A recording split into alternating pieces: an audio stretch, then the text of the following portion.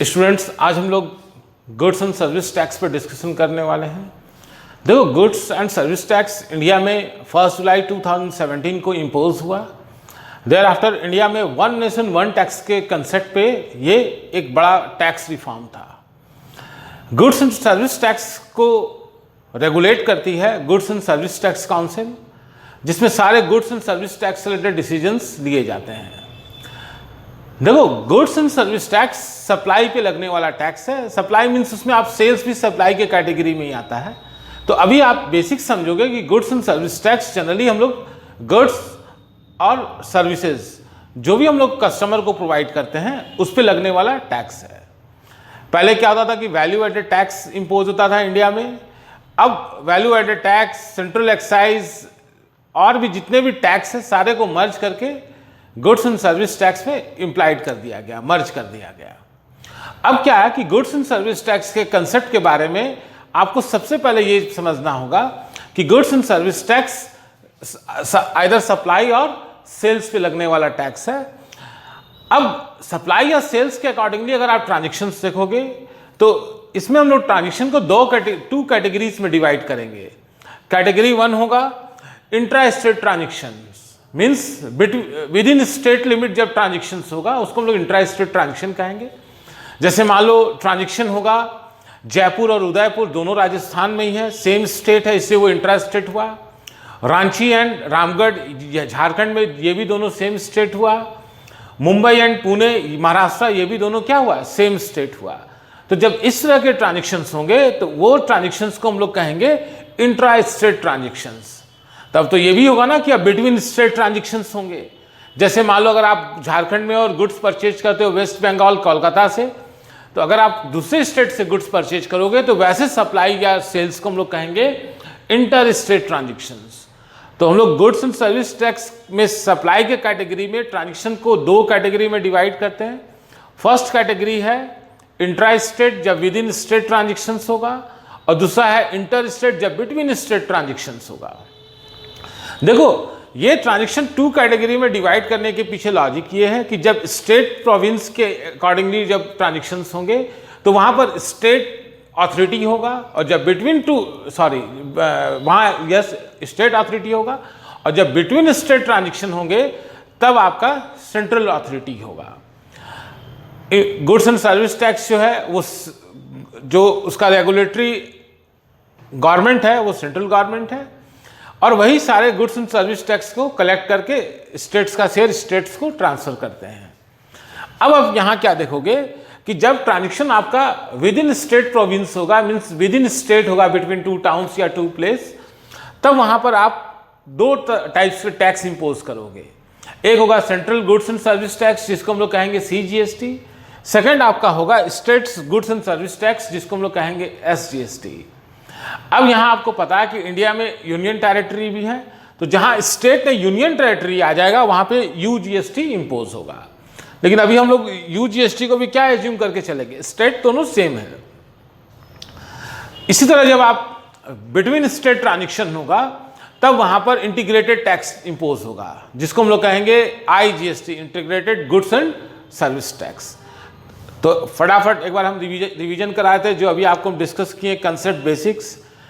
Goods and service tax supply पे लगने वाला टैक्स है। सप्लाई के अकॉर्डिंगली ट्रांजेक्शन को 2 कैटेगरी में डिवाइड करते हैं। फर्स्ट कैटेगरी होगा आपका intra state transaction, between state 2 towns के बीच में अगर ट्रांजेक्शन होगा तब एक ही स्टेट में, और जब बिटवीन स्टेट होगा तो उसको कहेंगे इंटर स्टेट ट्रांजेक्शन। जब भी विद इन स्टेट होगा, इंट्रा स्टेट ट्रांजेक्शन होगा तो उसमें CGST और SGST इम्पोज होगा, और जब भी बिटवीन स्टेट ट्रांजेक्शन होगा, 2 स्टेट के बीच ट्रांजेक्शन होगा, तब आपका IGST इम्पोज होगा।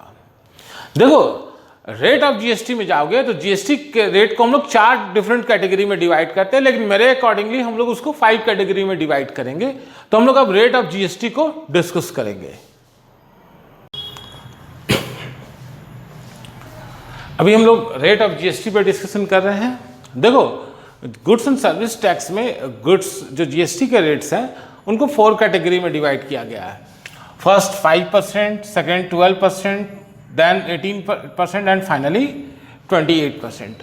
और बहुत सारे ऐसे गुड्स होते हैं जो डेली यूज़ के होते हैं, जो नेसेसिटीज से रिलेटेड होते हैं, उन गुड्स को एग्जेम्प्टेड गुड्स में रखा गया है। जैसे हम लोग राइस, स्वीट्स, पल्सेस जो बैग्स में जो बोरा में खरीदते हैं, खुला खरीदते हैं, वो जीएसटी फ्री होता है, वो एग्जेम्प्टेड आइटम में आ जाते हैं। देखो सबसे ज़्यादा मोस्ट ऑफ आइटम्स जो है, जो डेली यूज़ के गुड्स हैं, वो 5 to 12% कैटेगरी में आते हैं, मैक्सिमम 5% कैटेगरी में आते हैं। जैसे बिस्किट्स, ठीक है, कुछ ऐसे गुड्स हैं जो डेली यूज़ के हैं लेकिन नेसेसिटीज़ के कैटेगरी में नहीं आते, वो 12% में चले जाते हैं, लाइक टूथपेस्ट, ठीक है, पेंट्स वगैरह जो है सब 12% में जाते हैं। मोस्ट ऑफ सर्विसेज, जितनी भी सर्विसेज होती है, जैसे आप पार्लर की सर्विसेज देते हो, टेलीकॉम की सर्विसेज देते हो, तो ये सारी सर्विसेज जो है वो 18% के कैटेगरी में चली जाती है। नेक्स्ट आप देखोगे 28% लिखा हुआ है। ये जो जीएसटी का रेट है ये लग्जरियस आइटम्स पे होता है, लाइक मोटर व्हीकल, ठीक है, electronic gadgets, electronic goods, mobile phones, जो एक्सपेंसिव मोबाइल फोन्स होते हैं, कार्स, ठीक है, इस टाइप के जितने भी गुड्स होते हैं जो लग्जरियस कैटेगरी में आते हैं, उस पर 28% का से गुड्स हम लोग लगाते हैं। कुछ गुड्स ऐसे होते हैं जिनको कि जीएसटी के दायरे से दूर रखा गया है, लाइक पेट्रोकेमिकल्स और लिक्विड, जो कि इंडिया में लिक्विड है वो स्टेट सब्जेक्ट होता है, और जो डीजल एंड पेट्रोल्स या और भी अदर पेट्रोलियम आइटम्स होते हैं वो भी स्टेट सब्जेक्ट के अकॉर्डिंगली आता है, तो अभी उस प्रोडक्ट में जीएसटी इम्प्लाइड नहीं होता है।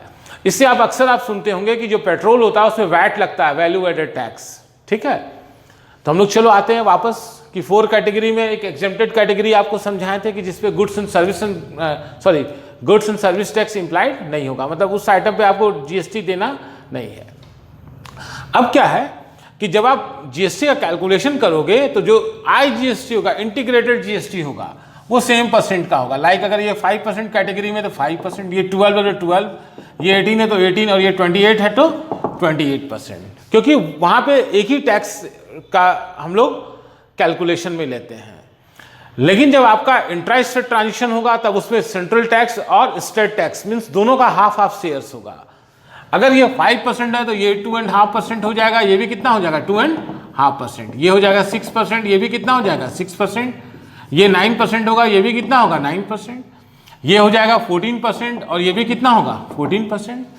तो हम आपको इसको ऐसे भी कह सकते हैं कि मान लो अगर एसजीएसटी का रेट दिया हुआ क्वेश्चन में 9%, तो आपका सीजीएसटी भी कितना होगा, ऑब्वियसली 9%, और आईजीएसटी कितना हो जाएगा, ठीक उसका डबल 18%। या अगर मान लो आईजीएसटी, अगर जीएसटी का रेट गिवन है 18%, तो सीजीएसटी कितना होगा 9% और एसजीएसटी भी कितना होगा 9%। तो इस तरह सीजीएसटी, एसजीएसटी, आईजीएसटी का हाफ होता है। अब क्या होता है कि हम लोग गुड्स या तो सेल करेंगे और परचेज करेंगे, तो ऑब्वियसली आप पहले गुड्स परचेज करोगे और परचेज किया हुआ गुड्स को आप क्या करोगे, सेल करोगे। तो देखो जब हम लोग गुड्स परचेज करते हैं तो वो जो गुड्स आप परचेज किए हो या अगर आप सर्विस परचेज करते हो तो वो सर्विस आपके लिए इनपुट होगा। जैसे हम लोग किसी प्रोडक्शन, जब प्रोडक्ट हम लोग बनाते हैं किसी मैन्युफैक्चरिंग प्रोसेस के थ्रू, तो जो रॉ मटेरियल होता है वो इनपुट होता है। वैसे ही अगर आप ट्रेडिंग करते हो और ट्रेडिंग गुड्स परचेज करते हो तो वो आपके लिए इनपुट होगा। एज इट इज जब गुड्स आप सेल करोगे तो वो आपके बिजनेस से आउट होगा, तो सेल्स बिजनेस के लिए आउटपुट हो जाएगा। अगर आप गुड्स परचेज करोगे और वो इंटर स्टेट परचेजेस है तो हम लोग कहेंगे इनपुट आईजीएसटी, और अगर इंट्रा स्टेट होगा मतलब विद इन स्टेट होगा तो input CGST and input SGST. इसका ये कंसेप्ट होगा। इसी तरह से अगर आप सेल करोगे, अगर इंटर स्टेट सेल कर रहे हो एक स्टेट से दूसरे स्टेट में, तब आपको आउटपुट आईजीएसटी मेंशन करना पड़ेगा, और अगर विद इन स्टेट होगा मतलब इंट्रा स्टेट होगा तो output CGST and output SGST रहेगा। देखो जीएसटी का एक और मैकेनिज्म है, जो हम लोग सेल्स पे जीएसटी लगाते हैं वो एक्चुअली में हम लोग ये जीएसटी जो है वो कलेक्ट करते हैं। मीन्स ये कस्टमर से आप कलेक्ट किए, ठीक है। और जो आउटपुट जीएसटी होता है, ये जो जीएसटी आप लगा रहे हैं, ये जीएसटी आप पेड करते हैं, पेड जीएसटी, ठीक है। ये कलेक्ट जीएसटी हो गया और ये क्या हो गया, पेड जीएसटी हो गया। अब नेक्स्ट हम लोग का आता है input tax credit mechanism. GST का यही सबसे इंपॉर्टेंट पार्ट है, और ये आईटीसी होता क्या ये समझ लो। ये ITC ये है कि अगर मान लीजिए आप गुड्स परचेज किए हैं तो आप उस पर GST पेड किए होंगे, तो वो आपके लिए इनपुट GST हो जाएगा। तो जितना आप GST पेड किए हो उसका टोटल लगा लोगे। अच्छा, आप गुड्स सेल किए होंगे तो आप गुड्स पे जो सेल हुआ या सर्विस सेल किए होंगे तो उस पर टैक्स भी तो कलेक्ट किए होंगे ना। तो आप जितना टैक्स GST कलेक्ट किए हुए, क्योंकि GST का पेमेंट जो आपका कस्टमर होगा वो आपको देगा। आप क्या करोगे, एज एन मीडिएटर, आप मीडिएटर की तरह काम करोगे। मीन्स आप कस्टमर का टैक्स कलेक्ट करोगे और जो आप टैक्स पेड किए हो उसको उसमें माइनस कर दोगे, और जो डिफरेंस अमाउंट आएगा वही GST रिटर्न के थ्रू हम लोग गवर्नमेंट को डिपॉजिट कर देंगे, पेमेंट कर देंगे टैक्स का। यही मैकेनिज्म है पूरा का पूरा गुड्स एंड सर्विस टैक्स का। इसको एक एग्जांपल से समझ लो। आप अब गुड्स 10 लाख का परचेज किए और 1 लाख रुपये GST दिए, तो टोटल 11 लाख का परचेज हुआ, जिसमें गुड्स कितना का था 10 लाख। आप GST पेड कितना किए 1 लाख। सेम गुड्स को मान लो आप 15 लाख में सेल किए और 1,50,000 आप GST कलेक्ट किए, तो बताइए आप टोटल 16,50,000 का बिल बनाए होंगे, जिसमें गुड्स कितने का है 15 लाख का, और टैक्स आप कितना कलेक्ट कर लिए कस्टमर से 1,50,000। तो आप पेड किए थे 1 लाख और कलेक्ट कितना किए 1,50,000। तो ये जो दोनों का डिफरेंस है उस डिफरेंस को हम लोग माइनस करेंगे। तो आप टैक्स पेड किए थे 1,50,000, उसमें से 1 लाख माइनस कर दो। तो अगर आप 1,50,000 में से 1 लाख माइनस कर दोगे तो आपका डिफरेंस अमाउंट आएगा कितना 50,000। यही अमाउंट आपको GST पेबल होगा, जो हम लोग GST रिटर्न के थ्रू गवर्नमेंट के अकाउंट में डिपॉजिट करते हैं। तो ये तो मैकेनिज्म हुआ टैक्स का। परचेज पे जो टैक्स लगता है उसको हम लोग कहते हैं इनपुट GST, और सेल्स पे जो टैक्स लगता है उसको कहते हैं आउटपुट GST। अब हम लोग आएंगे गुड्स एंड सर्विस टैक्स में सेल और परचेजेज का एंट्री हम लोग रिकॉर्ड कैसे करते हैं। तो हम लोग जनरल रिकॉर्डिंग फेज में आएंगे। देखो, गुड्स एंड सर्विस टैक्स के जब हम लोग जनरल एंट्री को रिकॉर्ड करते हैं तो इसमें ये चीज़ क्लियर रखना कि यहाँ पे परचेज आइदर कैश और क्रेडिट दोनों हो सकते हैं। और परचेज का मैंने दो आपको टाइप्स बताया था। एक या तो इंट्रा स्टेट हो सकता है, means with in state province, और दूसरा हो सकता है inter state, means between 2 states. ठीक है, तो हम लोग ट्रांजेक्शन को उस तरह से कैटेगराइज कर लेंगे। और एक बात ये भी है कि कभी कभी हम लोग गुड्स सेल करते हैं तो उस गुड्स में अगर डिफेक्टिव गुड्स आ जाए तब रिटर्न होता है, तब हम लोग रिकॉर्ड कैसे करेंगे ट्रांजेक्शन वो समझो। अगर आपका इंट्रा स्टेट परचेज दिया हुआ तो आप जब भी गुड्स परचेज करोगे परचेजेस रियल अकाउंट डेबिट करेंगे। ये स्टॉक से रिलेटेड है इसलिए, तो परचेजेज अकाउंट डेबिट। अब देखो, परचेज में क्या होता है कि जब आप गुड्स परचेज करते हो तो परचेज के साथ साथ आप GST का भी पेमेंट करते हो। तो परचेजेज पे जो GST लगता है उसको हम लोग कहते हैं इनपुट। तो आप जब गुड्स परचेज करोगे तब आप इनपुट GST का पेमेंट करोगे। तो आप इनपुट जो दोगे, ये तो हम बता रहे हैं इंट्रा स्टेट है, तब इसमें 2 GST लगेगा। एक CGST इम्पोज करेंगे और दूसरा क्या करेंगे SGST। तो ये दोनों अकाउंट को भी आपको क्या करना पड़ेगा डेबिट। ठीक है, और अगर आप कैश के थ्रू परचेज करेंगे तो आइदर कैश या बैंक जैसा होगा वैसा लिख देंगे, क्योंकि अब सारे ट्रांजेक्शन लगभग बैंक से ही होते हैं। इससे बैंक, और अगर कैश होगा तब आप कैश मेंशन कर देना। और अगर क्रेडिट में परचेज करेंगे तो क्रेडिटर्स का या सप्लायर का नाम डाल देंगे, क्योंकि मैंने आपको बताया था गुड्स कैश और क्रेडिट दोनों के थ्रू आप परचेज कर सकते हो। अगर कैश से परचेज करोगे तो टू कैश अकाउंट लिखेंगे, और क्रेडिट में परचेज करेंगे तो हम लोग क्रेडिटर्स, जिससे गुड्स परचेज करते हैं उसको क्रेडिटर बोलते हैं, और क्रेडिटर का अमाउंट डाल देंगे। ठीक है, नेक्स्ट हम लोग आएंगे इंटर स्टेट परचेज में। अब देखो यहाँ पर इंटर स्टेट परचेज आ गया, मीन्स बिटवीन 2 स्टेट्स आप गुड्स को परचेज करोगे। तो अब इसको क्या करना पड़ेगा वो देख लो। परचेजेस तो आप डेबिट करोगे, तो परचेजेस अकाउंट को हम लोग क्या किए डेबिट कर दिए। अब यहाँ पर क्रेडिट जो होगा वो होगा इनपुट। ठीक है, और इनपुट अब इंटर स्टेट में जो टैक्स लगेगा वो लगेगा IGST। तो हम लोग यहाँ पे लिखेंगे इनपुट IGST डेबिट। ठीक है, अगर आप कैश से खरीदोगे तो कैश लिख दोगे, तो कैश के बदले हम लोग बैंक अकाउंट ही मेंशन करेंगे, या क्रेडिटर का नेम मेंशन कर दोगे। ठीक है, अब क्या होगा कि आप गुड्स तो परचेज कर लिए, और कभी कभी जो गुड्स आप परचेज करते हैं उसमें कुछ पार्ट या कुछ स्लॉट या कुछ आइटम्स आपका डिफेक्टिव आएगा। तब आप क्या करोगे, डिफेक्टिव गुड्स क्रेडिटर को वापस करोगे। तब क्रेडिटर को रिटर्न करेंगे गुड्स, तो उसी को हम लोग कहते हैं रिटर्न आउटवर्ड, क्योंकि वो आपके पास से आउट हो रहा है। तो रिटर्न आउटवर्ड को आप डेबिट करोगे, सॉरी रिटर्न आउटवर्ड को आप क्रेडिट करोगे, और जो क्रेडिटर है डेबिट द रिसीवर उसको डेबिट करेंगे। तो मान लो अगर हम लोग गुड्स रिटर्न करेंगे तो हम लोग क्रेडिटर्स का अकाउंट डेबिट करेंगे, creditors account debit to return outward account. यहां तक तो आपको एकदम 100% समझ में आ गया होगा एंट्री। लेकिन अभी जो हम बताने वाले इस यहां पर कभी कभी स्लाइट मिस्टेक हो सकता है, तो उसको आप हमेशा कंसिडर करोगे कि जो टैक्स डेबिट हुआ था जब गुड्स रिटर्न होगा तो सेम टैक्स को आपको क्रेडिट करना है। मीन्स अभी हम लोग परचेज किए थे तो कौन सा टैक्स लिखे थे, इनपुट सीजीएसटी, इनपुट एसजीएसटी लिखे थे ना, तो यहां पे आपको लिखना पड़ेगा to input CGST to input SGST, या अगर ट्रांजिशन आपका इंटर स्टेट है तब हो जाएगा टू इनपुट आईजीएसटी। तो ये या तो ये दोनों इनपुट लिखना होगा एसजीएसटी और सीजीएसटी, या फिर आपको क्रेडिट करना होगा अगर इंटर स्टेट का रहा तो आईजीएसटी। तो ये आपका एंट्री हुआ परचेज का। अगर आप इंट्रा स्टेट परचेज करोगे, इंटर स्टेट परचेज करोगे और गुड्स रिटर्न करोगे उसका। अब हम लोग आएंगे 3 एंट्री सेल्स का। देखो कि जब हम लोग गुड्स सेल करते हैं तो सेल के केस में क्या होता है कि गुड्स अपने पास से आउट होता है। देखो बहुत सारे राइटर्स या प्रोफेसर्स परचेज और सेल्स को नॉमिनल अकाउंट ट्रीट करते हैं, लेकिन हम लोग उसको रियल अकाउंट ट्रीट करते हैं। उसके पीछे लॉजिक ये होता है, सेल्स गुड्स से रिलेटेड अकाउंट है मीन्स स्टॉक से, और स्टॉक रियल अकाउंट एसेट्स होता है। परचेज करोगे स्टॉक प्लस होगा और सेल करेंगे तो स्टॉक क्या होगा, माइनस होगा। इससे हम लोग सेल्स को भी रियल अकाउंट ट्रीट करेंगे। अगर आप गुड्स सेल करोगे कैश में तो आप कैश लिखोगे, तो हम आपको स्टार्टिंग में बताया कैश के बदले हम लोग कौन सा अकाउंट यूज कर रहे हैं, बैंक अकाउंट। या क्रेडिट में सेल करेंगे तो हम लोग क्या लिखेंगे, डेटर्स अकाउंट, और क्रेडिट में क्या लिख दोगे, टू सेल्स अकाउंट। तो ये तो आपको एकदम समझ में आ गया होगा। अब देखो आप गुड्स जब सेल करोगे तो आप जीएसटी कलेक्ट करोगे, तो सेल पे जो जीएसटी लगता है उसको हम लोग कहते हैं आउटपुट।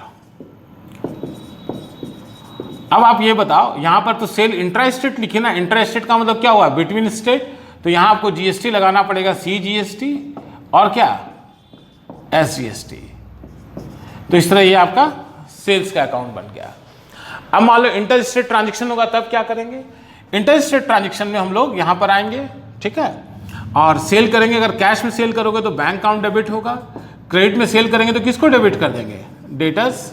तो ये दोनों में से कोई एक होगा, दोनों नहीं हो सकता, या दोनों भी हो सकता है, लेकिन हम लोग अभी दोनों में से कोई एक ही ट्रांजेक्शन को रिकॉर्ड करेंगे, आइदर बैंक और डेटर्स। अब सेल करोगे तो क्या लिखेंगे, टू सेल्स अकाउंट और टू। अब बताओ यहां पे जो सेल्स गुड्स आउट हो रहा है उसको हम लोग लिखेंगे आउटपुट, ठीक है।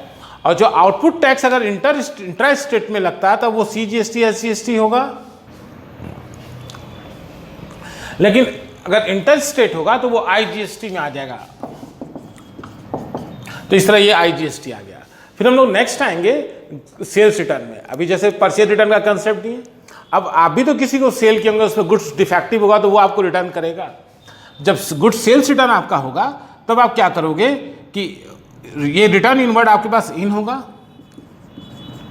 Return inward account debit. और देखो सेल्स में हम लोग क्या लगाए थे, आउटपुट जीएसटी क्रेडिट किए थे ना, तो जब गुड्स रिटर्न आएगा तो सेम टैक्स को आपको डेबिट करना होगा क्योंकि वो सेल्स का रिटर्न है, ठीक है। तो आप लिखोगे आउटपुट सीजीएसटी या एसजीएसटी अकाउंट डेबिट। लेकिन मान लो अगर ये गुड्स इंटर स्टेट रहा तब आप क्या लिखोगे, आउटपुट, तब ये दोनों नहीं आएगा, आउटपुट आईजीएसटी अकाउंट डेबिट। और टू जो आपको गिवर है डेटर्स उसको हम लोग क्रेडिट कर देंगे। तो ये आपका मैकेनिज्म हुआ जनरल एंट्री पास करने का, परचेजेज और सेल्स का। इसके बाद आता है जीएसटी का एडजस्टमेंट। तो जीएसटी का एडजस्टमेंट आप जब परचेज सेल का एंट्री पास कर लोगे तभी अच्छे से क्लियर होगा। इस कंसेप्ट को भी हम मैकेनिज्म को समझाते हैं कि हम लोग टैक्स कैलकुलेशन कैसे करते हैं गुड्स एंड सर्विस टैक्स में। स्टूडेंट्स, अभी हम लोग डिस्कस करेंगे गुड्स एंड सर्विस टैक्स के एडजस्टमेंट एंट्री पर, और उससे पहले डिस्कस करेंगे कि हम लोग सर्विसेज पे भी कुछ टैक्स पे करते हैं। देखो, आप या तो सर्विस परचेज करोगे, हो सकता है आप सर्विस प्रोवाइडर हो तो सर्विस सेल करो। अगर आप सर्विस परचेज करोगे तो वो आपके लिए एक्सपेंस हुआ। अगर आप एक्सपेंसेस करते हो तो उसमें तो आप जीएसटी, अगर आप एक्सपेंस करोगे तो वो आपके लिए इनपुट हो जाएगा एक्सपेंसेस। तो एक्सपेंसेस में क्या करोगे, जो भी एक्सपेंस होगा लाइक एडवर्टीजमेंट, टेलीफोन और कमीशन अकाउंट डेबिट। देखो, एक्सपेंसेस में मैंने स्टार मार्क लगाया हुआ है, इस पर हम लोग और भी डिस्कशन करने वाले हैं कि कौन से एक्सपेंसेस पे हम लोग टैक्स इंपोज करेंगे और कौन सा एक्सपेंसेस पे जीएसटी नहीं लगेगा, वो बाद में। अभी आप इतना जान लो कि एडवर्टीजमेंट, कमीशन, टेलीफोन, ये 3 एक्सपेंसेस है जिस पे आपको जीएसटी लगाना है। रेंट, इंटरेस्ट और सैलरी इनकम है, उस पर, उस सैलरी एंड वेजेज, उस एक्सपेंसेस पे जीएसटी नहीं लगता। ठीक है। अब आप अगर एक्सपेंस करोगे तो ऑब्वियसली आप एक्सपेंस के साथ साथ टैक्स का ही पेमेंट करोगे, तो वो आपके लिए इनपुट जीएसटी हो जाएगा। पेमेंट करेंगे, बैंक अकाउंट से एंट्री चला जाएगा। एज इट इज, मान लो आप किसी अगर को सर्विस प्रोवाइड करते हो, अगर आप सर्विस प्रोवाइडर हो, आप आउटसोर्स करते हो सर्विस, तो आपके लिए वो सर्विस आउटपुट हो जाएगा। तब आप क्या एंट्री पास करोगे, बैंक अकाउंट डेबिट। लाइक मान लो आप कमीशन रिसीव करते हो किसी वर्क के अगेंस्ट में, तो वहां पर आप कलेक्ट करोगे टैक्स, तो वो हो जाएगा आउटपुट सीजीएसटी, एसजीएसटी। और अगर इंटर स्टेट ट्रांजेक्शन रहा बिटवीन 2 स्टेट, तो वहां आईजीएसटी ले लेंगे। तो यहां तक स्टूडेंट जीएसटी का एंट्री है। पहले मैंने आपको परचेज की एंट्री डिस्कस की, देयर आफ्टर सेल्स की, नाउ एक्सपेंसेज एंड इनकम की। तो ये 4 कैटेगरी है जनरल एंट्री की, वो जनरल एंट्री हम लोग बना लिए। अब हम लोग डिस्कस करने वाले हैं यहां पर जीएसटी के एडजस्टमेंट पर। देखो, जीएसटी एडजस्टमेंट या इनपुट टैक्स क्रेडिट मैकेनिज्म जो है, उसके बारे में अभी एक और इंफॉर्मेशन ले लो कि आप जब एडजस्टमेंट करोगे जनरल एंट्री बनाने के बाद, तो जीएसटी के एडजस्टमेंट की एंट्री से पहले आपको ये एडजस्टमेंट करना पड़ेगा। आप सबसे पहले सीजीएसटी, एसजीएसटी और आईजीएसटी लिख लोगे, मीन्स 3 कैटेगरी जो गुड्स एंड सर्विस टैक्स की है वो। देयर आफ्टर आप क्या करोगे, आउटपुट मेंशन कर दोगे क्रेडिट, क्योंकि हम लोग जब देखो एंट्री पास किए थे तो आउटपुट क्रेडिट किए थे, वो अमाउंट लिख देंगे। अच्छा, अगर सेल किए थे तब वो क्रेडिट हुआ था, जब सेल्स रिटर्न का एंट्री था तब क्या हुआ था, जीएसटी डेबिट। तो जितना भी डेबिट हुआ होगा उसको माइनस कर देंगे। तो ये अमाउंट आपका माइनस का है, तो माइनस करके आप ये नेट अमाउंट फाइंड कर लिए, इसको हम लोग ए से इंडिकेट कर देंगे। एज इट इज हम लोग इनपुट जीएसटी में आ जाते हैं। इनपुट जीएसटी जो परचेज में जीएसटी लगा था, वो जो डेबिट होता है उसको मेंशन कर लेंगे, और या जो आप एक्सपेंसेज में पे किए थे सारा को ऐड करके डेबिट कर देंगे। देयर आफ्टर जो क्रेडिट हुआ था उसको क्या करोगे, माइनस कर दोगे और ये नेट अमाउंट ले आओगे। नेट अमाउंट लाने के बाद क्या करोगे, इसको इंडिकेट करेंगे बी से, ए माइनस बी, मतलब जो अमाउंट टोटल ए का आया है उससे किससे माइनस करोगे, बी से। तो ये आपका नेट पेबल अमाउंट आ जाएगा जीएसटी का। ठीक है, यही अमाउंट हम लोग को गवर्नमेंट को पे करना पड़ता है। इसके बाद फिर हम लोग पास करेंगे कि जीएसटी को एडजस्ट करके हम लोग एंट्री कैसे बनाते हैं। ठीक है, तो पहले हम लोग अमाउंट जीएसटी पेबल में ट्रांसफर कर देंगे, देयर आफ्टर जीएसटी का पेमेंट कर देंगे। लेकिन आपके एकेडमिक पॉइंट ऑफ व्यू से, क्लास 11th के पॉइंट ऑफ व्यू से, आप डायरेक्ट ही जीएसटी का पेमेंट का एंट्री एडजस्टमेंट वाली एंट्री में ही दिखा दोगे, क्योंकि आपके कोर्स ऑफ स्टडी में उसी की तरह आपको पेमेंट शो करना है। ओके, तब हम लोग अब नेक्स्ट आएंगे कि जीएसटी एडजस्टमेंट का जनरल एंट्री हम लोग किस तरह से रिकॉर्ड करेंगे। अब स्टूडेंट हम लोग जनरल एंट्री में आते हैं। देखो, जनरल एंट्री में ये एडजस्टमेंट अभी हम लोग जो किए थे उसको आप कंसिडर करोगे। जो आप आउटपुट जीएसटी का अमाउंट जो टोटल लगाए थे, वो सारा टोटल अकाउंट को हम लोग डेबिट कर देंगे। तो यहां पर इस तरह हम लोग एंट्री पास करेंगे, आउटपुट जीएसटी का, सीजीएसटी का अमाउंट लिखेंगे। देखो, सीजीएसटी से इनपुट का सीजीएसटी एडजस्ट होगा, तो यहां पे हम लोग को क्या लिखना होगा, टू इनपुट सीजीएसटी अकाउंट। ठीक है, और टू यहां पे आ जाएगा जीएसटी पेबल अकाउंट, या भी आप मेंशन कर लोगे टू बैंक अकाउंट, जितने से कि आप जीएसटी का पेमेंट कर दोगे। ठीक है, तो ये आपका बैलेंसिंग फिगर आएगा। जो हम लोग नेट अमाउंट यहां फाइंड किए थे ना, यही अमाउंट यहां पर आ जाएगा। देन फिर हम लोग किसका एडजस्टमेंट करेंगे, आउटपुट एसजीएसटी का एडजस्टमेंट करेंगे टू इनपुट एसजीएसटी से। तो क्या एंट्री पास करेंगे, output SGST account debit to input SGST account. ये टोटल अमाउंट लिख देंगे, आउटपुट का, ये इनपुट का। तो यहां पे आपका बैलेंसिंग फिगर आ जाएगा। इसी को आप क्या करोगे, टू बैंक अकाउंट से पेमेंट कर दोगे। फाइनली आउटपुट आईजीएसटी को हम लोग डेबिट करेंगे और क्या लिखेंगे, टू इनपुट IGST,